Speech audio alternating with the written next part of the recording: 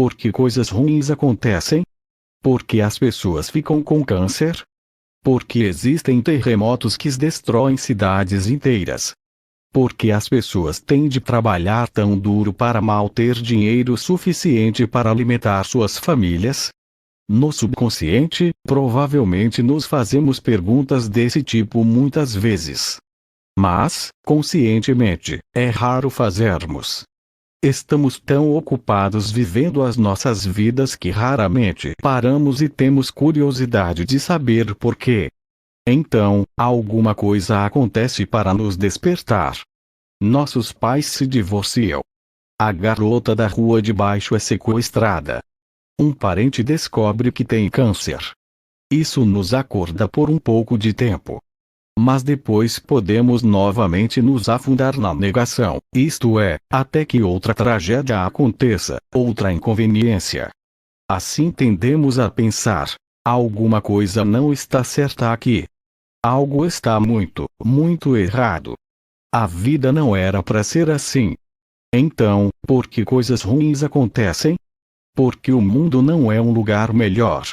Existe uma resposta para a pergunta por que, encontrada na Bíblia. Mas não é uma resposta que a maioria das pessoas gosta de ouvir. O mundo é do jeito que é porque é o mundo que nós, de certo modo, pedimos.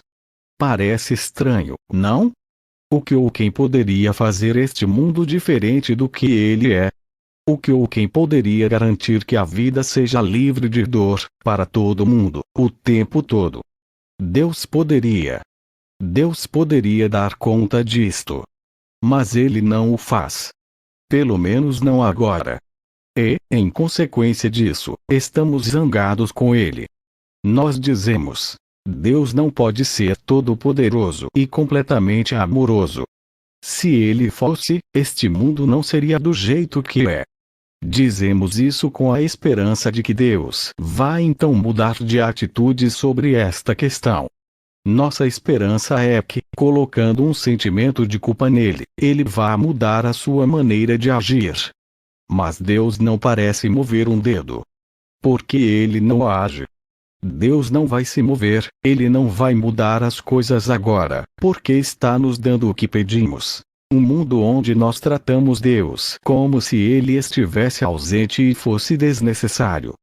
Lembra-se da história de Adão e Eva? Eles comeram o fruto proibido. Este fruto era o conceito de que eles poderiam ignorar o que Deus disse ou deu a eles, e começar uma vida separada de Deus. Adão e Eva tiveram a esperança de que seriam como Deus, sem Deus. Eles compraram a ideia de que havia alguma coisa mais valiosa na existência do que o próprio Deus, algo que valesse mais a pena do que ter um relacionamento pessoal com Deus.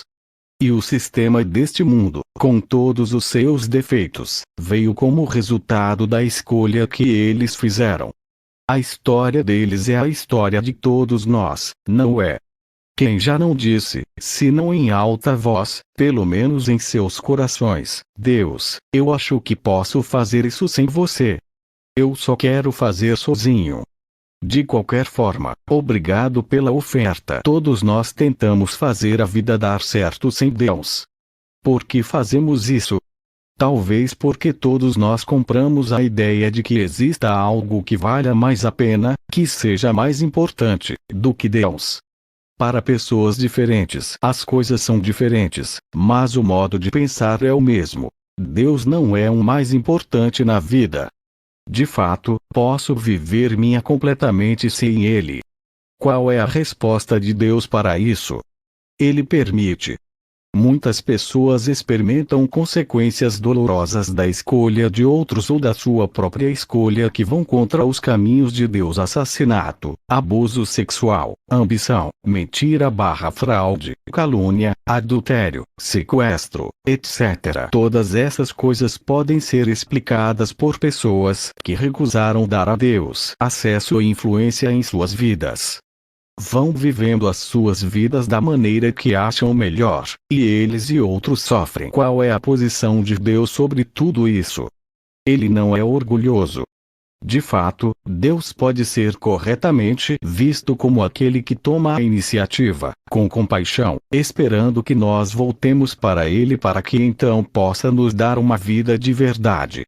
Jesus disse: Venham a mim, todos os que estão cansados e sobrecarregados, e eu lhes darei descanso. Mateus, capítulo 11, versículo 28. Mas nem todos têm o desejo de ir até Ele. Jesus comentou sobre isso quando disse: Jerusalém, Jerusalém, que matas os profetas e apedrejas os que são enviados a ti. Quantas vezes eu quis reunir os teus filhos, como a galinha reúne os seus pintinhos debaixo das suas asas, mas não quiseste. Mateus, capítulo 23, versículo 37. Mais uma vez, Jesus traz à tona o assunto sobre nosso relacionamento com Ele. Falando novamente ao povo, Jesus disse: Eu sou a luz do mundo. Quem me segue, nunca andará em trevas, mas terá a luz da vida. João capítulo 8, versículo 12. Mas e quando a vida não é justa? E quanto a essas horríveis circunstâncias que nos atingem na vida, são causadas por alguém que não nós mesmos. Quando nos sentimos vítimas, é de alguma utilidade sabermos que Deus enfrentou tratamentos horríveis dos outros. Deus entende mais do que ninguém o que você está passando.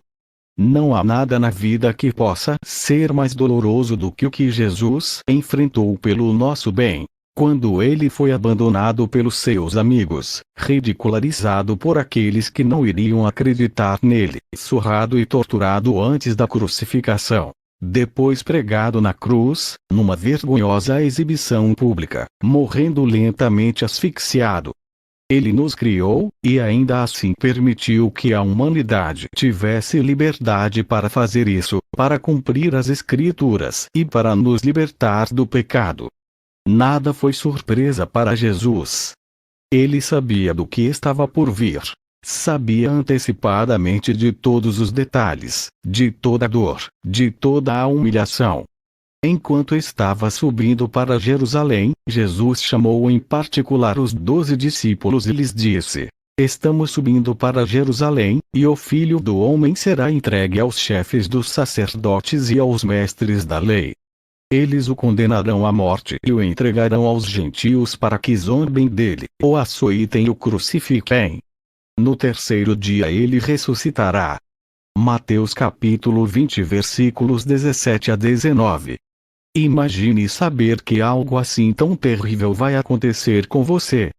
Jesus entende o que é angústia emocional e psicológica. Na noite em que Jesus sabia que iriam prendê-lo, ele foi orar, mas levou alguns amigos com ele, levando consigo Pedro e os 2 filhos de Zebedeu. Começou a entristecer-se e a angustiar-se. Disse-lhes então: A minha alma está profundamente triste até a morte. Fiquem aqui e vigiem comigo. Indo um pouco mais adiante, prostrou-se sobre seu rosto e orou: Meu Pai, se for possível, afasta de mim este cálice. Contudo, não seja como eu quero, mas como tu queres. Mateus capítulo 26, versículos 37 a 39. Embora Jesus confiasse em seus 3 amigos, eles não entendiam a profundidade de seu tormento, e quando Jesus retornou da oração, os encontrou dormindo. Jesus entende o que é passar por extrema dor e tristeza sozinho. Isso está aqui resumido, como João descreve em seu Evangelho. A palavra estava no mundo, e o mundo foi feito por intermédio dela, mas o mundo não a reconheceu. Veio para o que era seu, mas os seus não a receberam.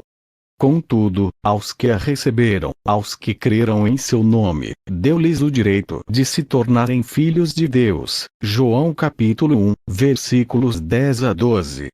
Pois Deus tanto amou o mundo que deu seu Filho unigênito para que todo que nele crer não pereça, mas tenha a vida eterna. Pois Deus enviou o seu Filho ao mundo, não para. Não há dúvida de que existe dor e sofrimento neste mundo. Um pouco deles podem ser explicados pelo egoísmo, ações odiosas da parte de outras pessoas. Outros casos desafiam uma explicação nesta vida. mas Deus nos oferece Ele mesmo. Deus nos dá conhecimento de que Ele também enfrentou isso, e está ciente da nossa dor e de nossas necessidades. Jesus disse aos seus discípulos: Deixo-lhes a paz. A minha paz lhes dou. Não a dou como o mundo a dá. Não se perturbem os seus corações, nem tenham medo. João capítulo 14 versículo 27. Existem muitas razões para ter medo, se perturbar, mas Deus pode nos dar sua paz, que é maior do que o problema diante de nós. Afinal, Ele é Deus, o Criador, aquele que sempre existiu, aquele que criou o universo no estalar de dedos. Ainda mesmo, em todo o seu poder, Ele também é aquele que nos conhece intimamente, até mesmo nos menores e insignificantes detalhes. E se confiarmos a Ele com as nossas vidas, tendo fé, embora encontremos dificuldades, Ele irá nos guardar em segurança. Jesus disse: Eu lhes disse estas coisas para que em mim vocês tenham paz. Neste mundo vocês terão aflições. Contudo, tenham ânimo. Eu venci o mundo. João capítulo 16 versículo 33. Ele passou por uma das piores ameaças à morte e a venceu. Ele pode nos ajudar a passar pelas circunstâncias difíceis da vida, e nos dar a vida eterna, se confiarmos nele. Nós podemos ainda passar por esta vida com ou sem Deus. Jesus orou: Pai justo, embora o mundo não te conheça, eu te conheço, e estes sabem que me enviaste. Eu os fiz conhecer o teu nome, e continuarei a fazê-lo, a fim de que o amor que tens por mim esteja neles, e eu neles esteja. Capítulo João 17, 25, 26. Fonte: suaescolha.com. Vídeo: Carlos Rodrigues Coelho, divulgador do Evangelho de Jesus. Site: https://antigonovotestamento.net. Áudio: inteligência artificial adaptado por Carlos